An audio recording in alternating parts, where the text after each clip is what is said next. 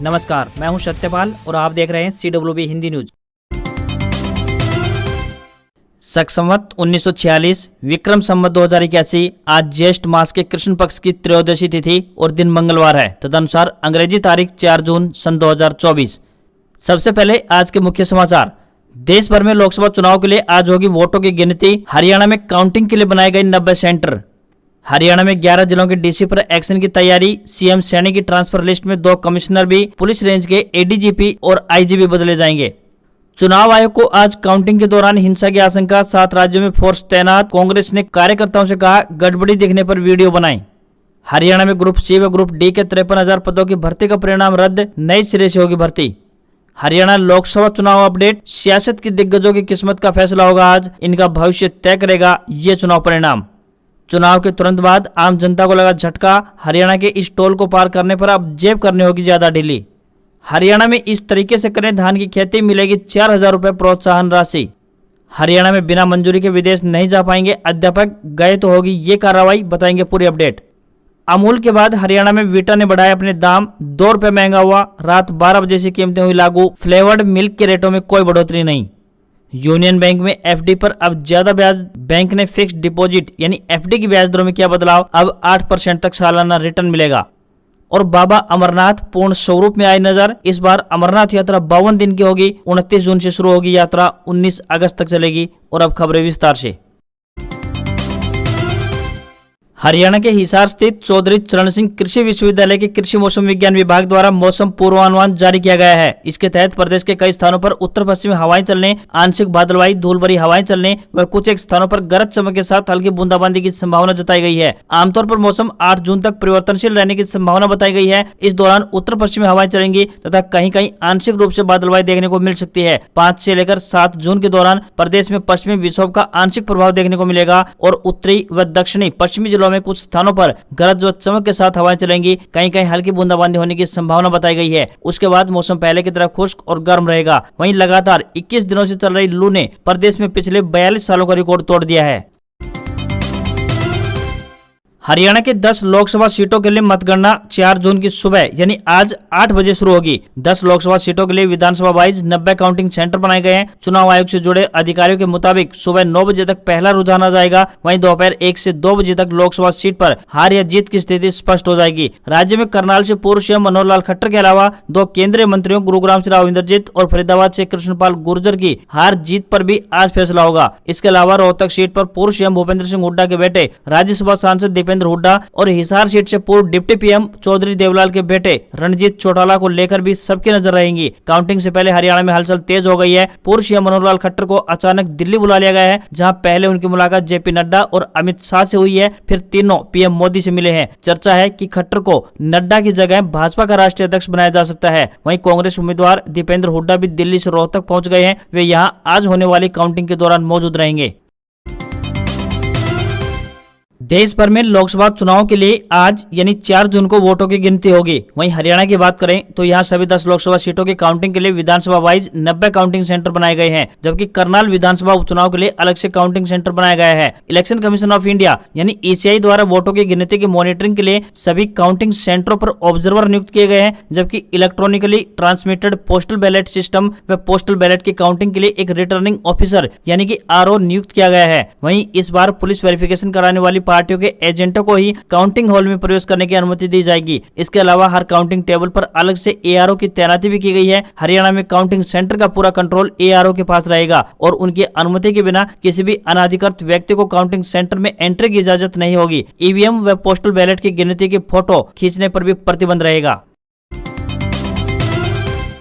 हरियाणा की लोकसभा की 10 सीटों का परिणाम मंगलवार यानी आज आएगा। इस परिणाम के साथ राज्य की सियासत के दिग्गजों की किस्मत का फैसला भी जनता के सामने होगा। लोकसभा चुनाव परिणामों के साथ ही हरियाणा की सियासत के समीकरण बनेंगे भी और बिगड़ेंगे भी। इन चुनाव का 4 महीने बाद होने वाले विधानसभा चुनाव पर भी असर पड़ना तय है। जिन दिग्गजों के भाग्य का फैसला मंगलवार यानी आज होना है, उनमें सीएम, पूर्व सीएम, केंद्रीय मंत्री, राज्यसभा सांसद और विधायक भी शामिल होंगे। सीएम नायब सिंह सैनी करनाल विधानसभा से उपचुनाव लड़ रहे हैं। दूसरे बड़े दिग्गज पूर्व सीएम मनोहर लाल खट्टर हैं, जो करनाल लोकसभा से चुनाव लड़ रहे हैं। तीसरी दिग्गज सिरसा से कांग्रेस उम्मीदवार कुमारी शैलजा है। उनकी जीत या हार प्रदेश में उनके व एसआर के गुट के दबदबे को तय करेगी। राज्य के चौथे दिग्गज की बात करें तो ये है इनेलो के अभय चौटाला। वे कुरुक्षेत्र से लोकसभा चुनाव लड़ रहे हैं। चुनाव परिणाम उनके साथ इनेलो का भविष्य भी तय करेगा। पार्टी को कम से कम 6% वोट चाहिए होंगे। यदि ऐसा नहीं होता है तो चुनाव आयोग इनेलो का चुनाव निशान जब्त कर सकता है। इसके अलावा कांग्रेस के दीपेंद्र सिंह हुड्डा के लिए यह चुनाव प्रतिष्ठा का सवाल बन गया है। चुनाव परिणाम केंद्रीय मंत्री राव इंद्रजीत और उनकी राजनीतिक विरासत के समीकरणों को भी तय करने का काम करेगा। हरियाणा के सरकारी स्कूलों में कार्यरत अध्यापकों के लिए शिक्षा विभाग ने एक नया आदेश जारी किया है। शिक्षा निदेशालय ने अपने आदेश में स्पष्ट किया है कि बिना मंजूरी के विदेश जाने वाले अध्यापकों के खिलाफ विभागीय कार्रवाई के साथ साथ उन्हें स्कूल से गैर हाजिर माना जाएगा। विभाग ने ऐसे अध्यापकों की 3 साल की रिपोर्ट मांगी है। इसमें शिक्षकों के पासपोर्ट की कॉपी से लेकर विदेश जाने का कारण भी पूछा गया है। विभाग ने कहा है कि शिक्षा निदेशालय को बिना सूचना दिए विदेश की उड़ान भरने वाले अध्यापकों के खिलाफ सख्त कार्रवाई अमल में लाई जाएगी। शिक्षा निदेशालय का कहना है कि बिना विभागीय अनुमति के अध्यापक विदेश जा रहे हैं और वहां जाने के बाद न तो संबंधित अधिकारियों को रिपोर्ट कर रहे हैं और न ही यह उल्लेख कर रहे हैं कि विदेश से कब तक वापस लौटेंगे। निर्देश दिए गए हैं कि यदि कोई अध्यापक बिना अनुमति के विदेश गया तो इसे संबंधित DWO की चूक माना जाएगा। जानकारी के अनुसार विदेश जाने वाले अध्यापकों की संख्या अंबाला, कुरुक्षेत्र, करनाल, कैथल, सिरसा और फतेहाबाद जिलों से है। लोकसभा चुनाव के नतीजे घोषित होने के बाद हरियाणा में बड़े स्तर पर अफसरशाही में बदलाव की तैयारियां नजर आ रही हैं। सीएमओ ऑफिस में अधिकारियों की लिस्ट तैयार हो रही है। मुख्यमंत्री कार्यालय के सूत्रों का कहना है कि इस ट्रांसफर लिस्ट में 11 जिलों के डीसी और 2 कमिश्नरों का नाम शामिल है। इसके अलावा कुछ विभागों के अध्यक्षों के तबादले के भी आसार बने हुए हैं। वहीं पुलिस रेंज में तैनात ADGP और IG के भी ट्रांसफर ऑर्डर जारी होंगे। हरियाणा में ब्यूरोक्रेसी में बदलाव की सबसे बड़ी वजह लोकसभा चुनाव बताए जा रहे हैं। पंजाब हरियाणा हाईकोर्ट ने ग्रुप C व ग्रुप D के करीब 53,000 पदों के लिए आयोजित परीक्षा के परिणाम को रद्द कर दिया है। हाईकोर्ट ने बिना सामाजिक व आर्थिक आधार पर मिलने वाले 5 अंकों का लाभ दिए CET के आधार पर नए सिरे से मेरिट सूची तैयार करने का आदेश दिया है। सभी पदों के लिए नए सिरे से आवेदन मांगने और 6 माह में भर्ती पूर्ण करने का आदेश हाईकोर्ट ने दिया है। अदालत के आदेश के अनुसार नियुक्ति पा चुके 23,000 कर्मचारी नए सिरे से आयोजित होने वाली भर्ती पूरी होने तक सेवा में बने रहेंगे। यदि दोबारा आयोजित परीक्षा में पास होकर अपना स्थान नहीं बना पाते हैं तो उन्हें बर्खास्त कर दिया जाएगा। चुनाव परिणाम से ठीक एक दिन पहले पूर्व सीएम मनोहर लाल खट्टर और चुनाव प्रबंधन समिति व राज्यसभा सदस्य सुभाष बराला नई दिल्ली पहुंचे और पार्टी के राष्ट्रीय अध्यक्ष JP नड्डा के घर पर हुई बैठक में शामिल हुए। बैठक में केंद्रीय गृह मंत्री व भाजपा के वरिष्ठ नेता अमित शाह और रक्षा मंत्री राजनाथ सिंह समेत कई नेता मौजूद रहे। बैठक के दौरान नड्डा व शाह ने अलग से बैठक कर पूर्व सीएम मनोहर लाल खट्टर और बराला से संबंधित परिणामों का फीडबैक लिया है। एग्जिट पोल में हरियाणा में भाजपा को 3 से 4 सीटों का नुकसान बताया जा रहा है। लगभग सभी एग्जिट पोल के सर्वे में भाजपा का प्रदर्शन पिछले चुनाव के मुकाबले खराब बताया गया है। राज्य में कुछ ही महीने के बाद विधानसभा चुनाव होने हैं। यदि परिणाम विपरीत आए तो इसका असर विधानसभा चुनाव में पड़ना तय है। ऐसे में लोकसभा का यह परिणाम हरियाणा के लिए काफी मायने भी रखता है। शीर्ष नेतृत्व ने दोनों ही नेताओं से चुनाव प्रचार के बाद पड़े असर और कम मतदान के कारणों की भी चर्चा की है। हालांकि मनोहर लाल खट्टर व बराला ने एग्जिट पोल के विपरीत परिणाम आने की बात कही है। साथ ही चर्चा ये भी है कि खट्टर को नड्डा की जगह भाजपा का राष्ट्रीय अध्यक्ष बनाया जा सकता है। लोकसभा चुनाव के नतीजों से पहले हरियाणा सहित कई राज्यों में हाईवे और एक्सप्रेसवे पर सफर करना महंगा हो गया है। 2 जून की रात 12 बजे से टोल प्लाजा पर टोल टैक्स दरों में बढ़ोतरी कर दी गई है। National highway authority of India यानी NHAI की तरफ से 3 जून से रामायण टोल प्लाजा में बढ़ोतरी का फैसला लिया गया है। कार, जीप, वैन के सिंगल साइड सफर करने पर अब 95 रुपए का टोल टैक्स लगेगा। वहीं डबल साइड की टोल स्लिप कटवाने पर 5 रुपए अतिरिक्त देने होंगे। बता दें कि रोजाना इस प्लाजा से लगभग 15,000 वाहन गुजरते हैं। 20 किलोमीटर के दायरे वाले नॉन कॉमर्शियल वाहनों के मासिक पास में भी 10 रुपए की बढ़ोतरी कर दी गई है। पहले यह पास 330 रुपए में बनता था, अब इसके लिए 340 रुपए चुकाने होंगे। गौरतलब है कि रामायण टोल प्लाजा काफी अहम है। जो वाहन चालक दिल्ली व हिसार रूट की तरफ कार से जाना चाहते हैं तो उन्हें 5 से 10 रुपए ज्यादा अदा करने पड़ेंगे।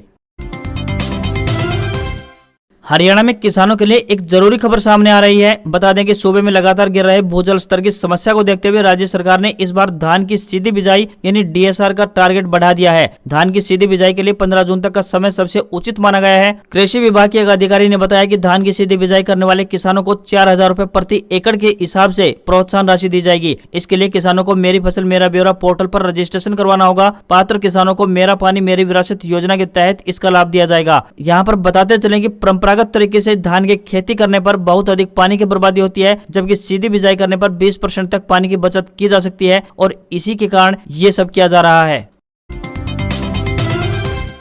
लोकसभा चुनाव में आज वोटों की काउंटिंग है। चुनाव आयोग को काउंटिंग के दौरान या उसके बाद हिंसा की आशंका है। इसके चलते आयोग ने 7 राज्यों में सेंट्रल फोर्स की तैनाती की है। ये पहली बार है जब आचार संहिता के हटने के बाद चुनाव आयोग ने 7 राज्यों में फोर्सेस की तैनाती की है। वहीं कांग्रेस ने काउंटिंग से एक दिन पहले 2 लेटर जारी किए हैं। एक चिट्ठी कार्यकर्ताओं तो दूसरी ब्यूरोक्रेसी के लिए जारी की है। कार्यकर्ताओं से कहा है कि काउंटिंग में कहीं पर गड़बड़ी दिखे तो वीडियो बनाएं। कांग्रेस ने अपने कार्यकर्ता और पोलिंग एजेंट्स के लिए हेल्पलाइन नंबर भी जारी किए हैं। ब्यूरोक्रेसी से अपील की है कि संविधान अपने कर्तव्यों का पालन करें, किसी भी भय, पक्षपात या फिर द्वेष के बिना राष्ट्र की सेवा करें। दरअसल 1 जून को आए एग्जिट पोल्स में तीसरी बार नरेंद्र मोदी सरकार बनती दिख रही है। विपक्ष ने इन एग्जिट पोल्स को सिरे से खारिज कर दिया है। हिंसा की आशंका को देखते हुए आंध्र प्रदेश, पश्चिम बंगाल, उत्तर प्रदेश और मणिपुर में सेंट्रल फोर्स की तैनाती कर दी गई है। तो वहीं आंध्र प्रदेश और बंगाल में आज काउंटिंग के बाद लगातार 15 दिन तक फोर्स तैनात रहेगी। वहीं उत्तर प्रदेश, ओडिशा, सिक्किम और अरुणाचल प्रदेश में काउंटिंग के 2 दिन बाद तक फोर्सेस तैनात रहेगी।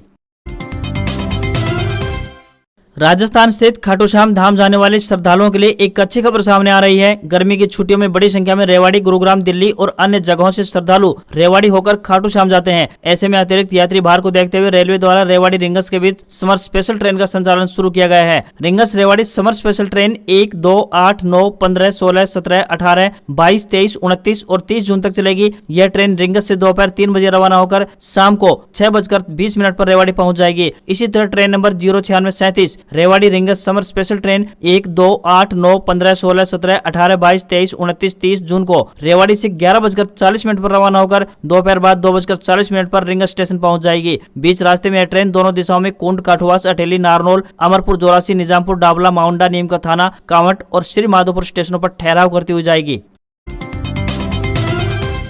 लोकसभा चुनाव की वोटिंग के बाद अचानक दूध के दामों में वृद्धि हुई है। हरियाणा समेत देश भर में अमूल दूध प्रति लीटर के हिसाब से 2 रुपए महंगा हो गया है। वहीं हरियाणा में अमूल के साथ विटा ने भी दूध के दाम में 2 रुपए की बढ़ोतरी कर दी है। रेट बढ़ने का मुख्य कारण बढ़ती गर्मी को माना जा रहा है। हरियाणा में अमूल के अलावा विटा का दूध काफी बिकता है। वहीं पंजाब में भी वेरका दूध के दाम 2 रुपए तक बढ़ा दिए हैं। विटा अधिकारियों के अनुसार समय को देखते हुए 2 रुपए प्रति किलो के अनुसार दाम बढ़ाने का यह फैसला लिया गया है। वहीं लस्सी, दही और फ्लेवर्ड मिल्क के पुराने रेट रहेंगे, इसमें कोई बदलाव नहीं किया गया है। देश में तेज गर्मी का दौर लगातार जारी है। मौसम विभाग ने उत्तर प्रदेश, राजस्थान और झारखंड के लिए लगातार 4 दिन तक हीटवेव का अलर्ट जारी किया है। वहीं पंजाब, हरियाणा और दिल्ली में 2 दिन तक और जम्मू कश्मीर, हिमाचल प्रदेश, मध्य प्रदेश, ओडिशा में आज लू चलने की आशंका जताई है। मौसम विभाग ने कहा है कि सोमवार को पंजाब, हरियाणा, दिल्ली, राजस्थान, मध्य प्रदेश के कई शहरों में तापमान 43 डिग्री से लेकर 46 डिग्री सेल्सियस के बीच रिकॉर्ड किया गया। कानपुर देश में सबसे गर्म शहर रहा, तो यहाँ तापमान 46.8 डिग्री सेल्सियस दर्ज किया गया। वहीं हरियाणा के सिरसा में तापमान 46.4 डिग्री और राजस्थान के गंगानगर में तापमान 46.5 डिग्री सेल्सियस रिकॉर्ड किया गया। देश में गर्मी के दौर के साथ 18 राज्यों के कई शहरों में बारिश की भी आशंका जताई गई है। मौसम विभाग के मुताबिक आज कहीं कहीं अरुणाचल प्रदेश, असम, मेघालय, सिक्किम, पश्चिम बंगाल, केरल, कर्नाटक, तमिलनाडु, आंध्र प्रदेश, तेलंगाना, बिहार, झारखंड, उड़ीसा, मध्य प्रदेश, महाराष्ट्र, पंजाब और हरियाणा और उत्तर प्रदेश में बारिश हो सकती है। दिल्ली में 27 जून तक मानसून आने का अनुमान जताया गया है। लोकसभा चुनाव नतीजों से एक दिन पहले यानी 3 जून को सेंसेक्स 2777 पॉइंट की तेजी के साथ 76,738 और निफ्टी 808 पॉइंट तेजी चढ़कर 23,338 के स्तर पर पहुंच गया। दोनों का ये ऑल टाइम हाई है। हालांकि बाद में बाजार अपने ऊपरी स्तरों से थोड़ा नीचे आया और सेंसेक्स 2507 पॉइंट चढ़कर 76,468 के स्तर पर क्लोज हुआ। तो वहीं निफ्टी 733 पॉइंट चढ़ा और 23,263 के स्तर पर क्लोज हुआ। वहीं सोने चांदी की कीमतों में बड़ी गिरावट देखने को मिली है। 10 ग्राम 24 कैरेट सोना 951 रुपए सस्ता होकर 71,405 रुपए पर आ गया है। तो वहीं चांदी की बात करें तो 1 किलोग्राम चांदी 3,499 रुपए सस्ती होकर 88,950 रुपए प्रति किलोग्राम में बिक रही है। दिल्ली में 10 ग्राम 22 कैरेट सोने की कीमत 66,250 रुपए और 10 ग्राम 24 कैरेट सोने की कीमत 72,260 रुपए पहुंच गई है। आज खबरों बस इतना ही। देखते रहिए आपका अपना हरियाणा का सबसे बेहतरीन news channel CWB Hindi news. नमस्कार। इसी आशा के साथ आपका दिन मंगलमय हो।